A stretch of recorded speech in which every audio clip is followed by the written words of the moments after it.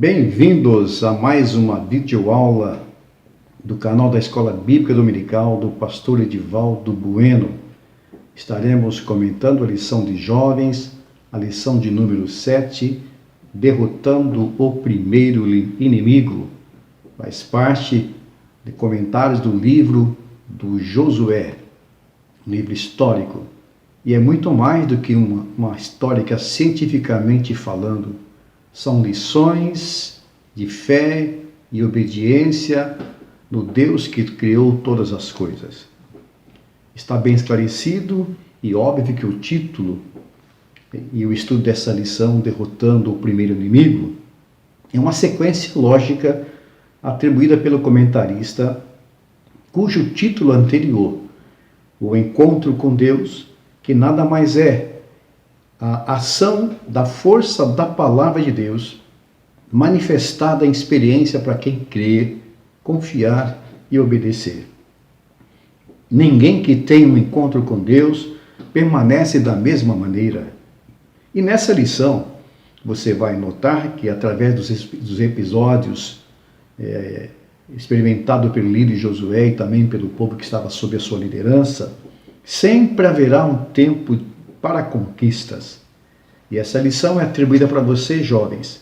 Para vocês jovens, a experiência vivida pelo povo hebreu em derrotar o primeiro inimigo, a fim de possuírem a terra prometida que Deus os prometera, com certeza pode ser que esse seja um estudo bíblico que o ajudará a ter confiança necessária no Senhor para você alcançar os teus objetivos de vida e que, por certo, você passará por várias experiências. Eu também tive o privilégio de ser um jovem cristão.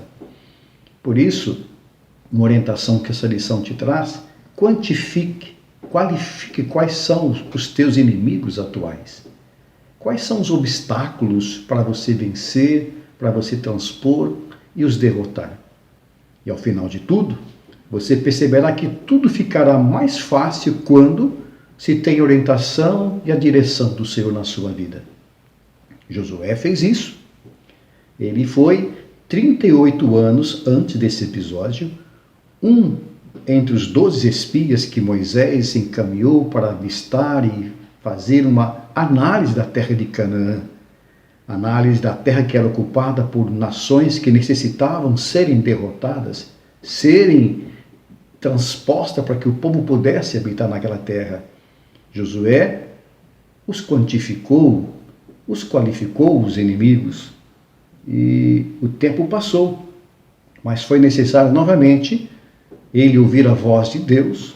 Depois que Moisés morreu, Deus o chamou para ser o líder, e Deus falou com Josué as seguintes palavras: assim como fui e prometi a Moisés, e que todo lugar em que vocês puserem as plantas dos vossos pés, darei a vocês, e ninguém conseguirá resistir a vocês a todos os dias das suas vidas. Seja forte, corajoso, porque você conduzirá este povo a herdar a terra que prometi e juramento que eu fiz aos seus antepassados. No capítulo de número 2 do livro de Josué, nós vamos observar que Josué agora envia 2 espias para quantificar e qualificar o inimigo. O resultado foi que os espias trouxeram uma informação muito interessante para Josué. Conforme capítulo 2, versículo 24, você pode observar, eles disseram: certamente o Senhor tem dado toda esta terra nas nossas mãos, pois até todos os moradores estão desmaiando diante de nós. Mediante a isso, Josué planificou a sua fé e a fé do povo que estava sob a sua liderança. É uma orientação para você, jovem, que tem conquistas, que tem inimigos para serem derrotados. Planifique a tua fé, seja obediente para que você obtenha êxito nas suas conquistas. A síntese desta lição de jovens, nós podemos observar que em algum momento da nossa trajetória terrena enfrentaremos alguns inimigos, mas em Jesus somos mais do que vencedores. Isso não é uma presunção, é uma realidade. E o texto do dia está baseado na carta que Paulo escreveu aos Romanos, no capítulo 8, versículo 37. Mas em todas essas coisas somos mais do que vencedores por aquele que nos amou. O tópico 1, ele nos remete a estudarmos a primeira batalha dos hebreus na Terra Prometida. Foi a primeira de muitas, de tantas outras que se sucederiam, de sul ao norte, de leste a oeste de Canaã, para eles conquistarem a terra que o Senhor os prometera. Notaremos, pois, que em uma batalha é necessário obter informações sobre o inimigo. Isso é fato, isso é primordial. Porque o inimigo tem sempre, em primeiro lugar, uma causa que justifique ser ele inimigo. Ele também tem nome. O inimigo tem endereço, o inimigo tem força, o inimigo tem poder, o inimigo também tem estratégias. Nesse caso especificamente, estando já o povo hebreu dentro da terra prometida, a primeira batalha foi contra os amorreus. Os amorreus, segundo os historiadores, era considerado como um povo de fogo. Eram homens cruéis, homens violentos, homens que resistiam até o final. Numa batalha, eles tinham uma resistência muito grande, assim como eles resistiram a Moisés e fariam agora também resistindo a Josué. E os amorreus, então, eles eram uma das principais nações que ocupavam e habitavam Canaã. E a batalha, como poderemos ver, não era apenas dos israelitas. Essa batalha também era de Deus. O Senhor havia prometido a Abraão, quando Abraão saiu de Canaã e foi lá para o Egito, que a quarta geração de Abraão, eles voltariam às terras de Canaã, e que a medida de iniquidade praticada pelos amorreus ainda não tinha enchido. Você pode observar isso conforme registrou Moisés no livro do Gênesis, no capítulo 15, versículo 16. Porque os pecados dos cananeus incluíam desde o quê? Incluía desde a homossexualidade, você pode observar isso no capítulo 13, versículo 13 do Gênesis, bem como no capítulo 19, versículo 1 a 29, relacionado a Sodoma e Gomorra. Eles também praticavam incesto, conforme Levíticos, capítulo 8, versículos 1 a 4, quando o Senhor ordenou Moisés nas leis, dizendo a Moisés que os israelitas não procedessem como se procede no Egito, onde eles moravam, nem como se procede na terra de Canaã, onde Deus os estava levando. Era um alerta de Deus que em ambos os lugares se praticavam iniquidades, incluindo ao incesto, várias outras iniquidades e pecados, tais como paixões anormais, adultérios, idolatrias, profanação, bruxaria, bestialidades, assassinato, roubos, mentiras e desonras aos pais. Você poderá observar isso no livro do Levítico, capítulo 18 e também no capítulo 20. Mas outra informação importante sobre o inimigo, é que foi no tempo do Êxodo, os amorreus, eles possuíram uma faixa de terra que se estendia desde o sul, lá próximo ao Mar Morto, na divisa com o rio Arnon, e se estendia até ao norte, onde fica o Monte Hermon.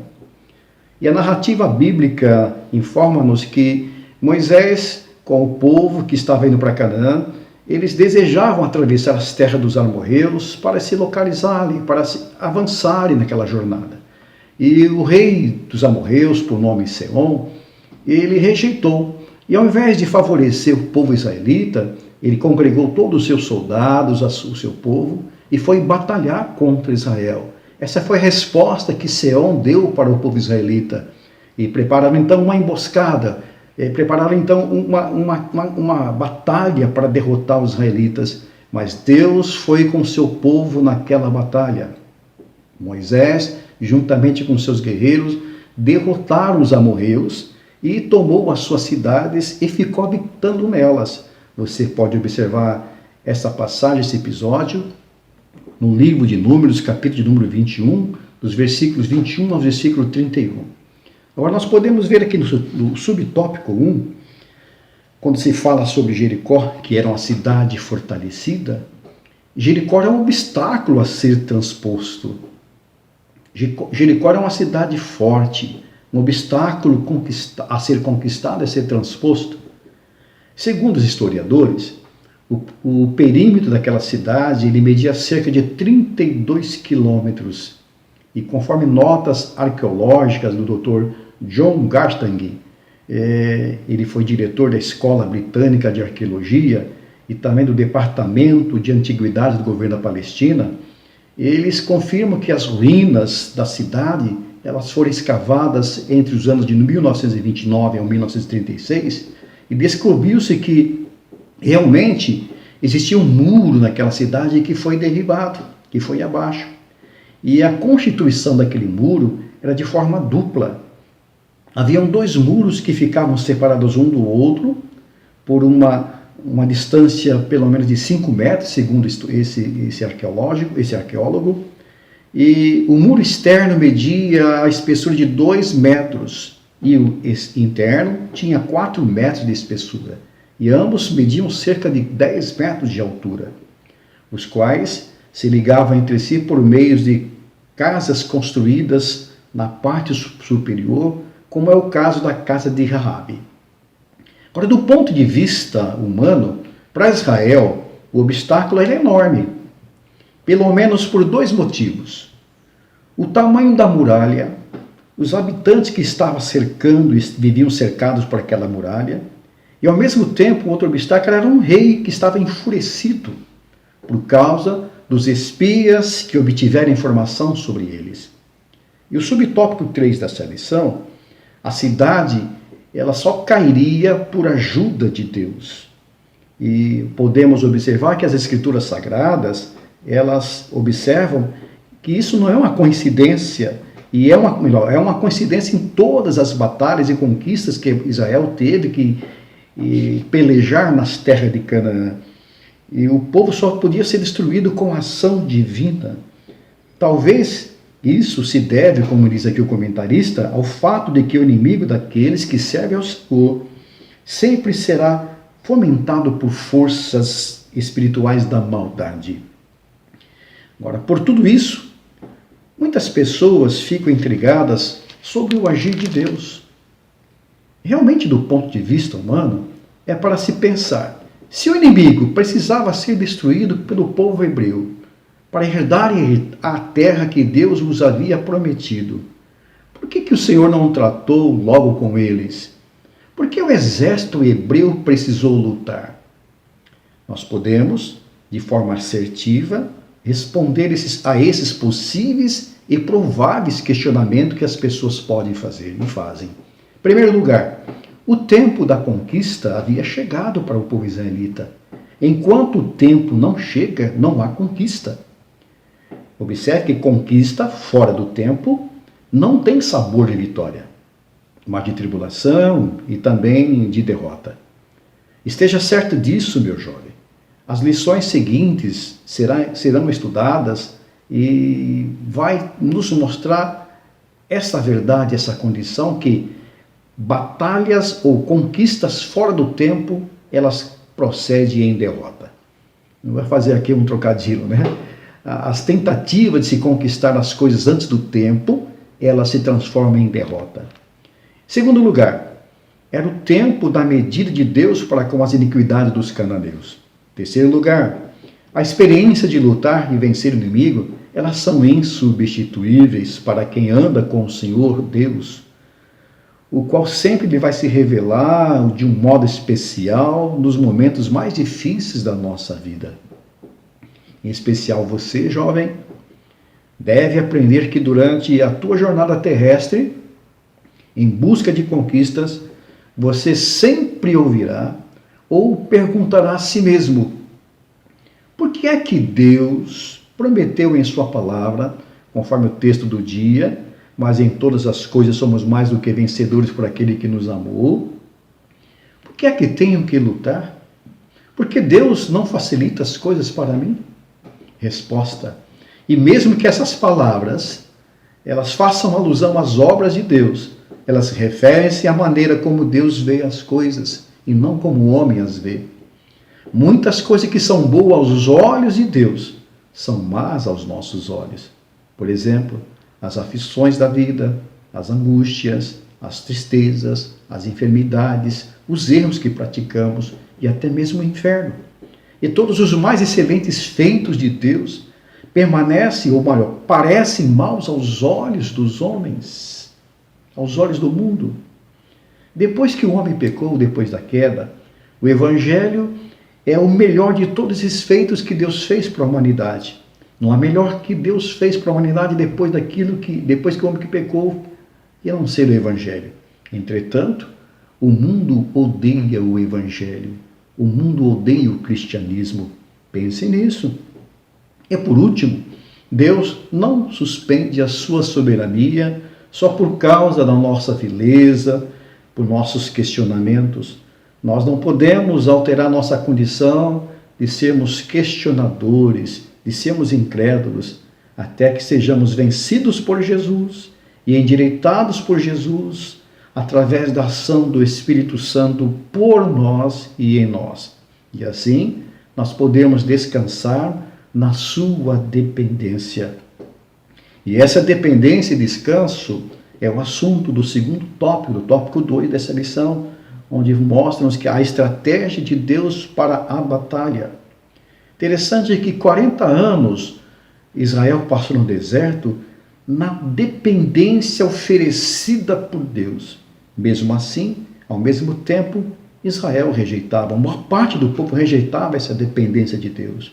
Isso nos mostra que a longanimidade de Deus, a sua paciência em realizar o seu projeto, o seu propósito, é por misericórdia e é por graça. Nós não merecemos. Então não devemos ficarmos questionando a Deus por que isso, por que daquilo.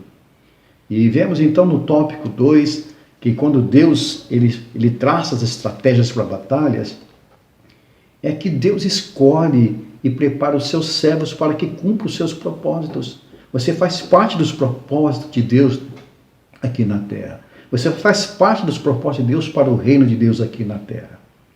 Certo é que toda a batalha é planejada por um conselho de guerra. Comandantes, líderes experientes, eles traçam estratégias, antecipando as ações do inimigo. E nesse caso de invadir Jericó, destruir Jericó, não foge à regra, e não fugiu à regra. A condição real do inimigo ela foi conhecida e determinante, porque Jericó já estava ali se fechada. Eles haviam se cercado dentro dos seus próprios muros, por causa dos filhos de Israel. Eles temiam os filhos de Israel. Militarmente, isso é chamado de informação e contra-informação. No caso de Israel, a contra-informação que Jericó tinha sobre o povo hebreu era bem diferente. Você pode observar lendo no capítulo 2 de Josué, a partir dos versículos 9, capítulo 9, versículo 9, versículo 10, as palavras que Raabe proferiu para aqueles 2 espias, os quais ela havia escondido. E ela conversou com os espias, e ela teve um temor de Deus, e ela temeu a destruição que haveria sobre Jericó.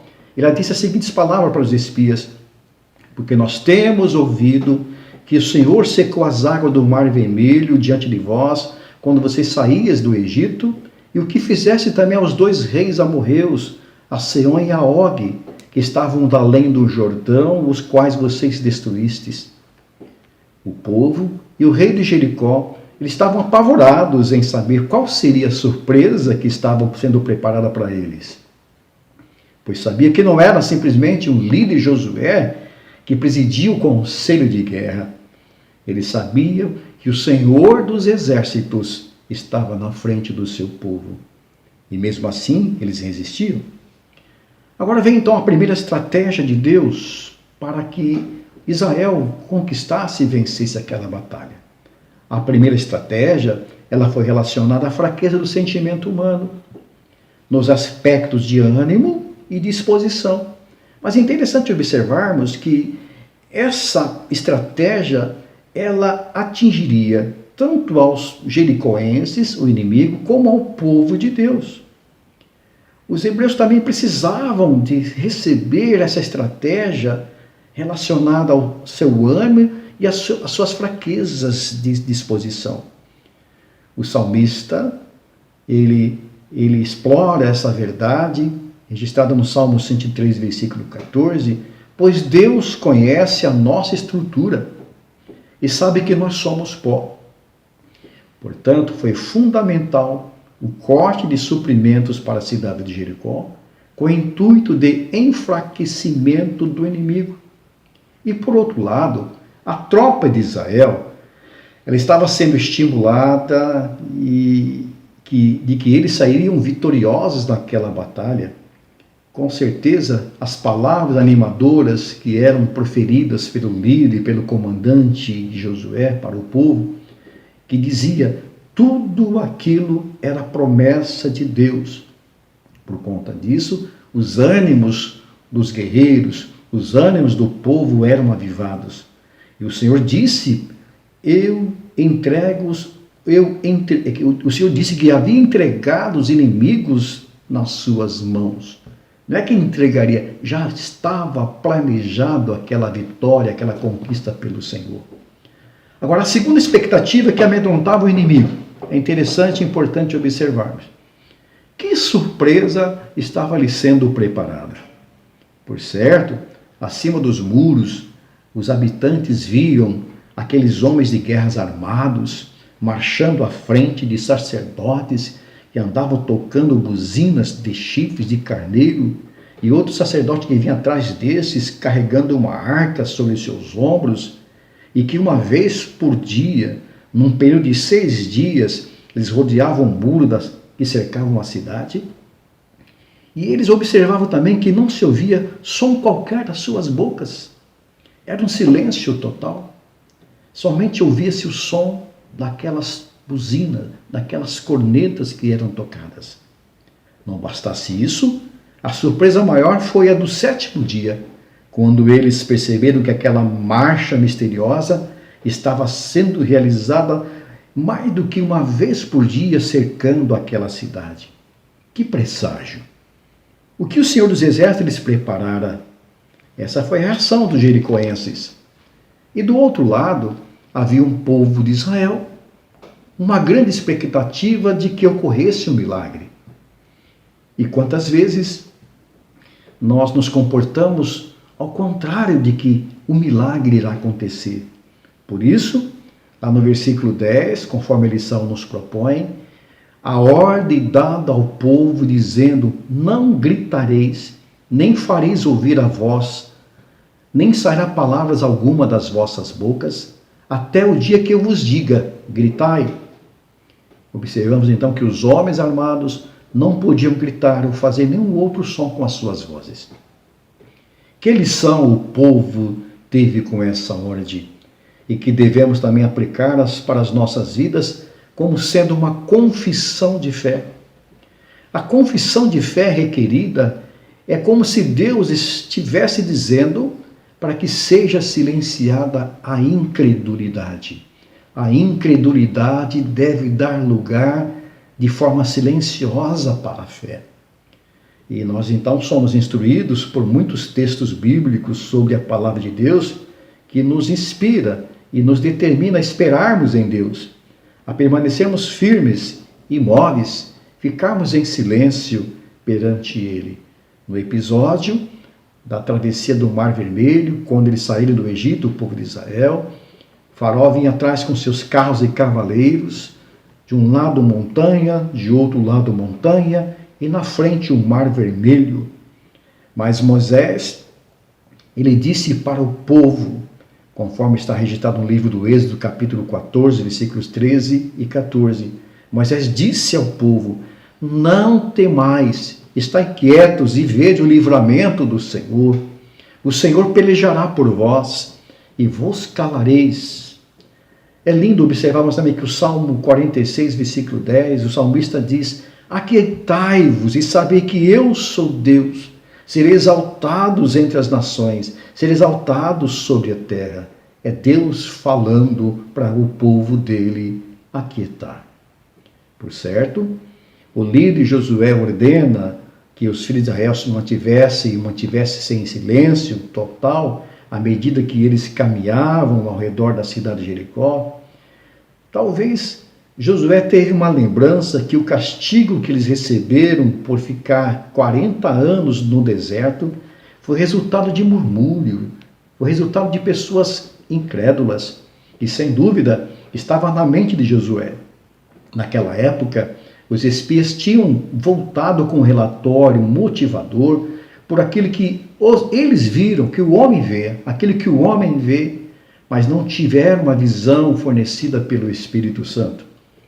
Mas a incredulidade do povo de que eles poderiam tomar a terra, aquelas terras, foi o selo, o destino deles para ficar no deserto. A incredulidade os selou para permanecerem 40 anos no deserto. Por isso, uma orientação para você, meu jovem: não cele o vosso destino por conta da incredulidade que poderá acontecer quando você estiver diante de inimigos que para você é impossível tão sozinho derrotá-los. E agora, com as lições da história na mente, a diretriz de Josué sobre manter silêncio é uma precaução. E é uma precaução que nos ensina a nós, ao encararmos grandes desafios, não permitamos que em nossos lábios, e você, jovem, não permita que os seus lábios falem palavras inacreditáveis. Proíba sair dos seus lábios palavras desmoralizadoras.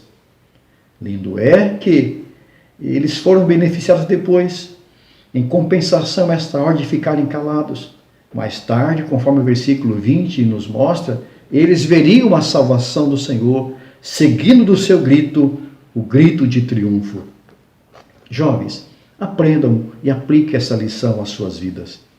Nós não podemos ajudar aquilo que vemos e aquilo que escutamos, mas se você recusar a falar sobre dúvida e sobre medo, manterá o seu coração mais inclinado ao que Deus tudo pode fazer na tua vida, ao invés daquilo que nós não podemos ver. Provérbios, o sábio escreveu em Provérbios capítulo 30, versículo 32, se você proceder loucamente, elevando-te, e se imaginasse o mal, põe a mão na sua boca. Ou seja, se realmente haverá momentos em que você poderá proceder, imaginar e falar de forma murmuradora e de forma incrédula.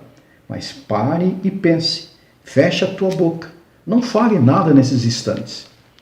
Pense também, por que Deus faz seus filhos esperarem tanto por bênçãos prometidas há muito tempo? Deus usa as adversidades do dia a dia e a nossa espera é para nos tornar pessoas pacientes e longânimes. Mas fique certo disso, Ele está presente no meio da angústia. Agora, interessante que durante aquela marcha, a ordem é para o povo ficar em silêncio, mas Deus não estava em silêncio. Enquanto se via o silêncio das vozes do povo, prevalecia o som do chofar. Se ouviu aquele som de poder, porque chofar, ou chifres de carneiro, era muito conhecido pelos israelitas, assim como chifres de bois, de cabras e de carneiros, eles são símbolos da poderosa presença de Deus. É um símbolo de poder, é um símbolo de força e de vitória.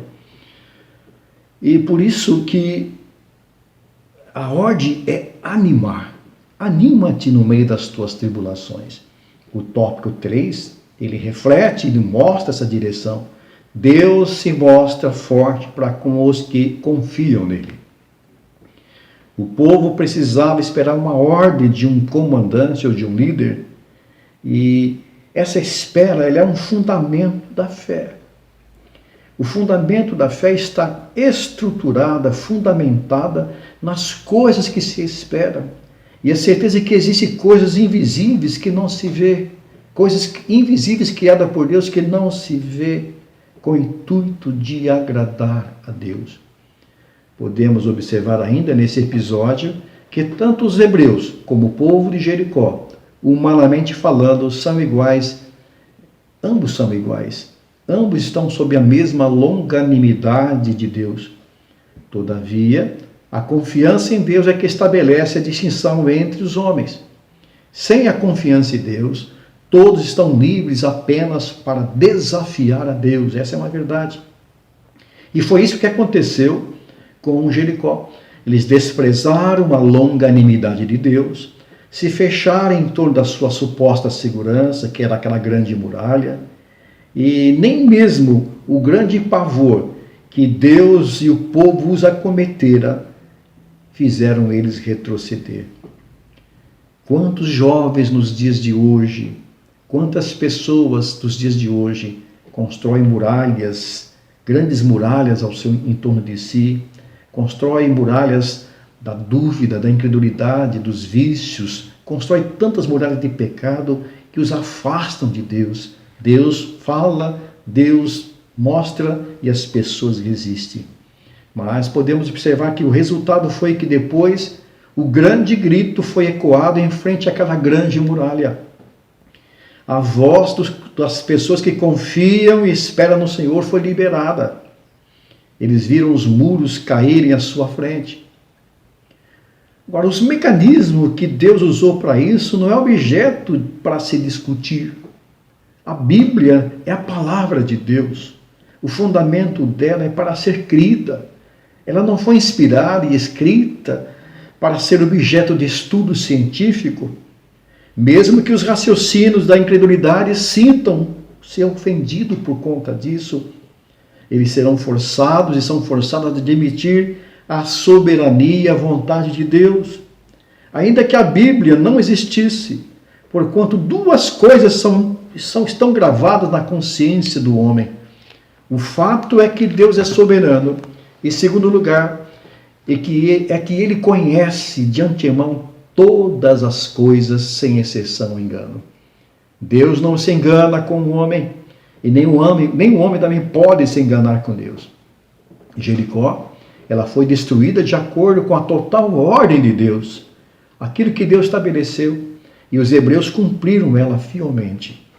Aquela cidade cheia de pecados e devassidão deveria ser riscada do mapa. Interessante que a fé e a obediência em ação, ela promove a ajuda de Deus. Por isso, risque do mapa os teus inimigos, peça ajuda ao Senhor, assim como fez aquela prostituta por nome Raabe. Ela confiou no Senhor, ela confiou nas promessas e nas palavras que os dois espias disseram. Se ela colocasse lá um cordão de escarlate na frente da sua casa, a casa dela seria poupada. Aquela mulher creu, ela foi salva da destruição, foi redimida, ela teve fé no Deus de Israel. Ela fez uma escolha para os seus tempos de conquista que viriam mais à frente. Esses tempos também incluiria a sua família. Ela preferiu fazer parte das conquistas do povo de Deus. E a onisciência de Deus, ela fez com que aquela mulher se tornasse ascendente do Salvador do mundo, que é Jesus. A fé e a obediência de Raabe trouxe salvação para ela e para toda a sua família. Lição em que eu e você, nós, devemos e podemos aplicar a nossa vida em meio às adversidades. Aquilo que parece impossível para você, Deus promove salvação e vitória segundo a sua vontade. É segundo a vontade dele. Por isso, essa lição te convida, te concita. Siga as ordens do Senhor. Tenha fé, obedeça. Risque do mapa do teu coração, da tua vida, os teus inimigos atuais. O tempo de conquista está ao teu dispor. Risque do mapa o desejo do pecado. Risque do mapa do teu coração os vícios, este mundo, os prazeres mundanos. Risque do mapa do teu coração essas coisas que te impedem, esses inimigos que fazem te tropeçar. Transponha-os em nome do Senhor Jesus. Volte-se para o Senhor, porque você possuirá Canaã celestial, a volta de Jesus está nos aguardando.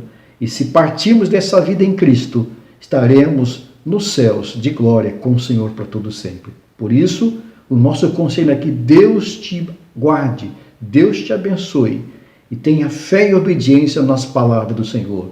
Amém.